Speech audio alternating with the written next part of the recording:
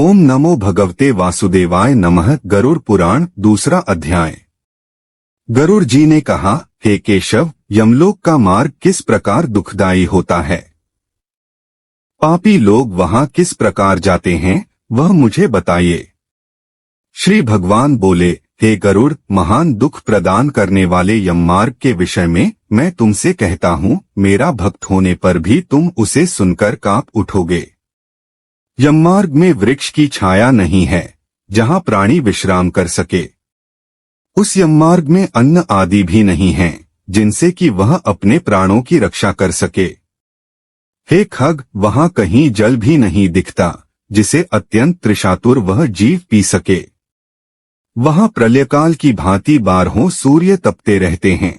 उस मार्ग में जाता हुआ पापी कभी बर्फीली हवा से पीड़ित होता है तथा कभी कांटे चुभते हैं और कभी महाविषधर सर्पों के द्वारा डसा जाता है। वह पापी कहीं सिंहों, व्याघ्रों और भयंकर कुत्तों द्वारा खाया जाता है, कहीं बिच्छुओं द्वारा डसा जाता है और कहीं उसे आग से जलाया जाता है। तब कहीं अति भयंकर महान असिपत्रवन नामक नरक में वह पहुंचता है जो 2000 योजन विस्तार वाला कहा गया है। वह वन कौओं, उल्लुओं, वटों, पक्षी विशेषों, गीधों, सर्गों तथा डांसों से व्याप्त है। उसमें चारों ओर दावाग्नि व्याप्त है। असिपत्र के पत्तों से वह जीव उस वन में छिन्न भिन्न हो जाता है। कहीं अंधे कुएं में गिरता है, कहीं विकट पर्वत से गिरता है, कहीं छुरे की धार पर चलता है तो कहीं कीलों के ऊपर चलता है।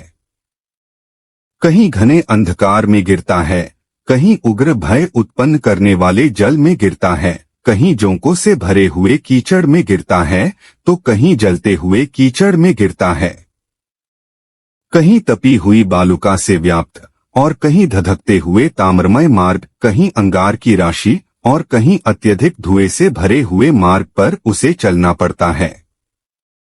कहीं अंगार की वृष्टि होती है, कहीं बिजली गिरने के साथ शिलावृष्टि होती है, कहीं रक्त की, कहीं शस्त्र की और कहीं गर्म जल की वृष्टि होती है, कहीं खारे कीचड़ की वृष्टि होती है। मार्ग में कहीं गहरी खाई है, कहीं पर्वत शिखरों की चढ़ाई है और कहीं कंदराओं में प्रवेश करना पड़ता है।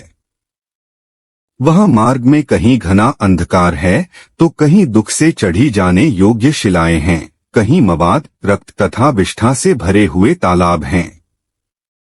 यम मार्ग के बीचों बीच अत्यंत उग्र और घोर वैतरणी नदी बहती है। वह देखने पर दुखदायिनी हो तो क्या आश्चर्य! उसकी वार्ता ही भय पैदा करने वाली है। वह 100 योजन चौड़ी है, उसमें पूल, पीप, मवाद और शोणित रक्त बहते रहते हैं। हड्डियों के समूह से तट बने हैं, अर्थात उसके तट पर हड्डियों का ढेर लगा रहता है। मांस और रक्त के कीचड़ वाली वह नदी दुख से पार की जाने वाली है। अथाह गहरी और पापियों द्वारा दुखपूर्वक पार की जाने वाली यह नदी केशरूपी सेवार से भरी होने के कारण दुर्गम है। वह विशालकाय ग्राहों घड़ियालों से व्याप्त है और सैकड़ों प्रकार के घोर पक्षियों से आवृत है। हे गरुड़, आए हुए पापी को देखकर वह नदी ज्वाला और धूम से भरकर कड़ाह में रखे घृत की भांति खौलने लगती है। वह नदी सुई के समान मुख वाले भयानक कीड़ों से चारों ओर व्याप्त है। वज्र के समान चोंच वाले बड़े बड़े गीध एवं कौओं से घिरी हुई है। वह नदी शिशुमार, मगर, जोंक, मछली, कछुए तथा अन्य मांसभक्षी जलचर जीवों से भरी पड़ी है। उसके प्रवाह में गिरे हुए बहुत से पापी रोते चिल्लाते हैं और हे भाई, हाँ पुत्र, हाँ तात, इस प्रकार कहते हुए बार बार विलाप करते हैं। भूख और प्यास से व्याकुल होकर पापी जीव रक्त का पान करते हैं। वह नदी झागपूर्ण रक्त के प्रवाह से व्याप्त, ममहाघोर, अत्यंत गर्जना करने वाली, देखने में दुख पैदा करने वाली तथा भयावह है।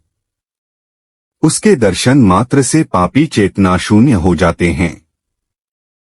बहुत से बिच्छू तथा काले सर्पों से व्याप्त उस नदी के बीच में गिरे हुए पापियों की रक्षा करने वाला कोई नहीं है।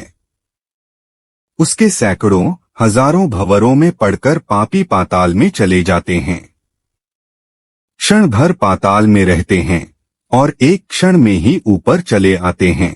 हे खग, वह नदी पापियों के गिरने के लिए ही बनाई गई है। उसका पार नहीं दिखता। वह अत्यंत दुखपूर्वक तरने योग्य तथा बहुत दुख देने वाली है। इस प्रकार बहुत प्रकार के क्लेशों से व्याप्त अत्यंत दुखप्रद यम मार्ग में रोते चिल्लाते हुए दुखी पापी जाते हैं। कुछ पापी पाश से बंधे होते हैं और कुछ अंकुश में फंसाकर खींचे जाते हैं और कुछ शस्त्र के अग्रभाग से पीठ में छेदते हुए ले जाए जाते हैं। कुछ नाक के अग्रभाग में लगे हुए पाश से और कुछ कान में लगे हुए पाश से खींचे जाते हैं। कुछ काल पाश से खींचे जाते हैं और कुछ कौं से खींचे जाते हैं। ओम नमो भगवते वासुदेवाय नमः। वे पापी गर्दन, हाथ तथा पैर में जंजीर से बंधे हुए तथा अपनी पीठ पर लोहे के भार को ढोते हुए मार्ग पर चलते हैं। अत्यंत घोर यमदूतों के द्वारा मुद्गरों से पीटे जाते हुए वे मुख से रक्त वमन करते हुए तथा वमन किए हुए रक्त को पुनः पीते हुए जाते हैं। उस समय अपने दुष्कर्मों को सोचते हुए प्राणी अत्यंत ग्लानि का अनुभव करते हैं और अतीव दुखित होकर यमलोक को जाते हैं। इस प्रकार यम मार्ग में जाता हुआ वह मंदबुद्धि प्राणी हा पुत्र हा पौत्र इस प्रकार पुत्र और पौत्रों को पुकारते हुए हाय हाय इस प्रकार विलाप करते हुए पश्चाताप की ज्वाला से जलता रहता है। वह विचार करता है कि महान पुण्य के संबंध से मनुष्य जन्म प्राप्त होता है, उसे प्राप्त कर भी मैंने धर्माचरण नहीं किया। यह मैंने क्या किया? मैंने दान दिया नहीं, अग्नि में हवन किया नहीं, तपस्या की नहीं, देवताओं की भी पूजा की नहीं, विधि विधान से तीर्थ सेवा की नहीं। अतः हे जीव, जो तुमने किया है उसी का फल भोगो। हे देही, तुमने ब्राह्मणों की पूजा की नहीं, देव नदी गंगा का सहारा लिया नहीं, सत्पुरुषों की सेवा की नहीं, कभी भी दूसरे का उपकार किया नहीं। इसलिए हे जीव, जो तुमने किया है अब उसी का फल भोगो। मनुष्यों और पशु पक्षियों के लिए जलहीन प्रदेश में जलाशय का निर्माण किया नहीं। गौओं और ब्राह्मणों की आजीविका के लिए थोड़ा भी प्रयास किया नहीं। इसलिए हे देही, तुमने जो किया है उसी से अपना निर्वाह करो। तुमने नित्य दान किया नहीं, गौओं के दैनिक भरण पोषण की व्यवस्था की नहीं, वेदों और शास्त्रों के वचनों को प्रमाण माना नहीं, पुराणों को सुना नहीं, विद्वानों की पूजा की नहीं। इसलिए हे देही, जो तुमने किया है उन्हीं दुष्कर्मों के फल को अब भोगो। नारी जीव भी पश्चाताप करते हुए कहता है, मैंने पति की हितकर आज्ञा का पालन किया नहीं, पातिव्रत्य धर्म का कभी पालन किया नहीं और गुरुजनों को गौरवोचित सम्मान कभी दिया नहीं। इसलिए हे देहिन, जो तुमने किया उसी का अब फल भोगो। धर्म की बुद्धि से एकमात्र पति की सेवा की नहीं और पति की मृत्यु हो जाने पर वह ने प्रवेश करके उनका अनुगमन किया नहीं, वैधव्य प्राप्त करके त्यागमय जीवन व्यतीत किया नहीं। इसलिए हे देहिन, जैसा किया उसका फल अब भोगो। मास पर्यंत किए जाने वाले उपवासों से तथा चांद्रायण व्रतों आदि सुविस्तीर्ण नियमों के पालन से शरीर को सुखाया नहीं। पूर्व जन्म में किए हुए दुष्कर्मों से बहुत प्रकार के दुखों को प्राप्त करने के लिए नारी शरीर प्राप्त किया था।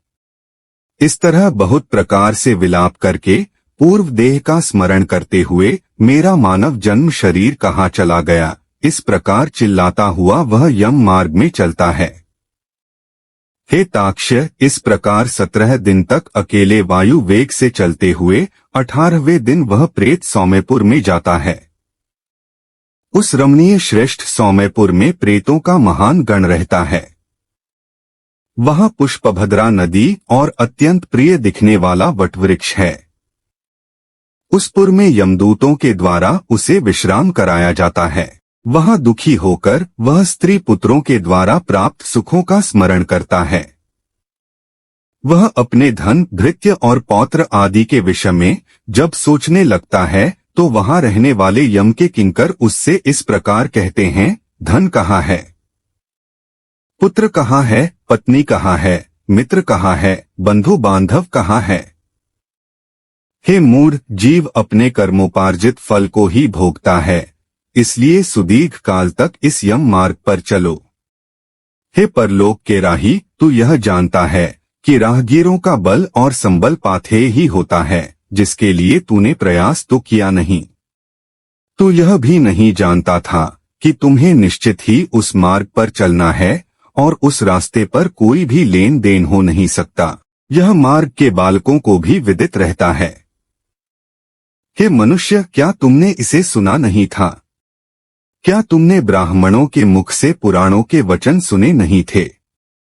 इस प्रकार कहकर मुद्गरों से पीटा जाता हुआ वह जीव गिरते पड़ते दौड़ते हुए बलपूर्वक पाशों से खींचा जाता है। यहाँ स्नेह अथवा कृपा के कारण पुत्र पौत्रों द्वारा दिए हुए मासिक पिंड को खाता है। उसके बाद वह जीव सौरपुर को प्रस्थान करता है। उस सौरपुर में काल के रूप को धारण करने वाला जंगम नामक राजा रहता है। उसे देखकर वह जीव भयभीत होकर विश्राम करना चाहता है। उस पुर में गया हुआ वह जीव अपने स्वजनों के द्वारा दिए हुए त्रैपाक्षिक अन्न जल को खाकर उस पुर को पार करता है। उसके बाद शीघ्रता पूर्वक वह प्रेत नगेंद्र भवन की ओर जाता है और वहां भयंकर वनों को देखकर दुखी होकर रोता है। दयारहित दूतों के द्वारा खींचे जाने पर वह बार बार रोता है और 2 मासों के अंत में वह दुखी होकर वहां जाता है। बांधवों द्वारा दिए गए पिंड, जल, वस्त्र का उपभोग करके यमकिंकरों के द्वारा पाश से बार बार खींचकर पुनः आगे ले जाया जाता है। तीसरे मास में वह गंधर्वनगर को प्राप्त होता है और वहां त्रैमासिक पिंड खाकर आगे चलता है। चौथे मास में वह शैलागमपुर में पहुंचता है और वहां प्रेत के ऊपर बहुत अधिक पत्थरों की वर्षा होती है। वहां चौथे मासिक पिंड को खाकर वह कुछ सुखी होता है। उसके बाद 5वें महीने में वह प्रेत क्रौंचपुर पहुंचता है। क्रौंचपुर में स्थित वह प्रेत वहां बांधवों द्वारा हाथ से दिए गए 5वें मासिक पिंड को खाकर आगे क्रूरपुर की ओर चलता है। 5.5 मास के बाद बांधवों द्वारा प्रदत्त 59 मासिक पिंड और घटदान से तृप्त होकर वह वहां आधे मुहूर्त तक विश्राम करके यमदूतों के द्वारा डराए जाने पर दुख से कांपता हुआ उस पुर को छोड़कर चित्रभवन नामक पुर को जाता है, जहां यम का छोटा भाई विचित्र नाम वाला राजा राज्य करता है। उस विशाल शरीर वाले राजा को देखकर जब वह जीव डर से भागता है, तब सामने आकर कैवर धीवर उससे यह कहते हैं, हम इस महावैतरणी नदी को पार करने वालों के लिए नाव लेकर आए हैं। यदि तुम्हारा इस प्रकार का पुण्य हो तो इसमें बैठ सकते हो। तत्वदर्शी मुनियों ने दान को ही वितरण देना या बांटना कहा है। यह वैतरणी नदी वितरण के द्वारा ही पार की जा सकती है, इसलिए इसको वैतरणी कहा जाता है। यदि तुमने वैतरणी गौ का दान किया हो तो नौका तुम्हारे पास आएगी, अन्यथा नहीं। उनके ऐसे वचन सुनकर प्रेत हा देव ऐसा कहता है। उस प्रेत को देखकर वह नदी खौलने लगती है और उसे देखकर प्रेत अत्यंत क्रंदन विलाप करने लगता है।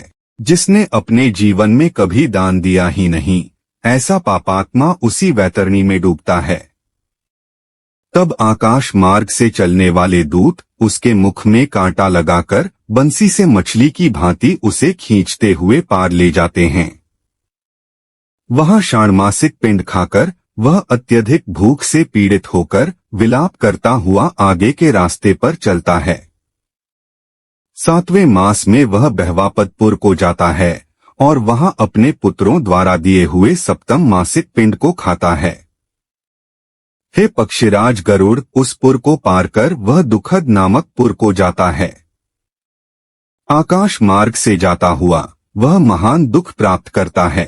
वहां 8वें मास में दिए हुए पिंड को खाकर आगे बढ़ता है और 9वां मास पूर्ण होने पर नानाक्रंदपुर को प्राप्त होता है। वह क्रंदन करते हुए अनेक भयावह क्रंदग्नों को देखकर स्वयं शून्य हृदय वाला वह जीव दुखी होकर आक्रंदन करने लगता है। उस पुर को छोड़कर वह यमदूतों के द्वारा भयभीत किया जाता हुआ 10वें महीने में अत्यंत कठिनाई से सुतप्तभवन नामक नगर में पहुंचता है। वहां पुत्रादि से पिंडदान और जलांजलि प्राप्त करके भी सुखी नहीं होता। 11वां मास पूरा होने पर वह रौद्रपुर को जाता है और पुत्रादि के द्वारा दिए हुए एकादश मासिक पिंड को वहां खाता है। 11.5 मास बीतने पर वह जीव पयोवर्षण नामक नगर में पहुंचता है। वहां प्रेतों को दुख देने वाले मेघ घनघोर वर्षा करते हैं। वहां पर दुखी वह प्रेत उनाब्दिक श्राद्ध के पिंड को खाता है। इसके बाद वर्ष पूरा होने पर वह जीव शीताढ़्य नामक नगर को प्राप्त होता है। वहां हिम से भी 100 गुनी अधिक महान ठंड पड़ती है। शीत से दुखी तथा क्षुधित वह जीव इस आशा से 10 दिशाओं में देखता है कि शायद कहीं कोई हमारा बांधव हो जो मेरे दुख को दूर कर सके। तब यम के दूत कहते हैं, तुम्हारा ऐसा पुण्य कहाँ है? फिर वार्षिक पिंड को खाकर वह धैर्य धारण करता है। उसके बाद वर्ष के अंत में यमपुर के निकट पहुंचने पर वह प्रेत बहुभीतिपुर में जाकर हाथ भर माप के अपने शरीर को छोड़ देता है। हे पक्षी, पुनः कर्म भोग के लिए अंगुष्ठ मात्र के वायु स्वरूप यातना देह को प्राप्त करके वह यमदूतों के साथ जाता है। हे कश्यपात्मज, जिन्होंने और्ध्वदैहिक मरणकालिक दान नहीं दिए हैं, वे यमदूतों के द्वारा दृढ़ बंधनों से बंधे हुए अत्यंत कष्ट से यमपुर को जाते हैं। हे आकाशगामी, धर्मराजपुर में 4 द्वार है, जिनमें से दक्षिण द्वार के मार्ग का तुमसे वर्णन कर दिया। इस महान भयंकर मार्ग में भूख प्यास और श्रम से दुखी जीव जिस प्रकार जाते हैं वह सब मैंने बतला दिया। अब और क्या सुनना चाहते हो? इस प्रकार गरुड़ पुराण के अंतर्गत सारोद्वार में यम मार्ग निरूपण नामक दूसरा अध्याय पूर्ण हुआ। ओम नमो भगवते वासुदेवाय नमः। वीडियो अच्छी लगी हो तो प्लीज लाइक एंड शेयर, और अगर आप चैनल पे नए हैं तो सब्सक्राइब जरूर कर लें। धन्यवाद।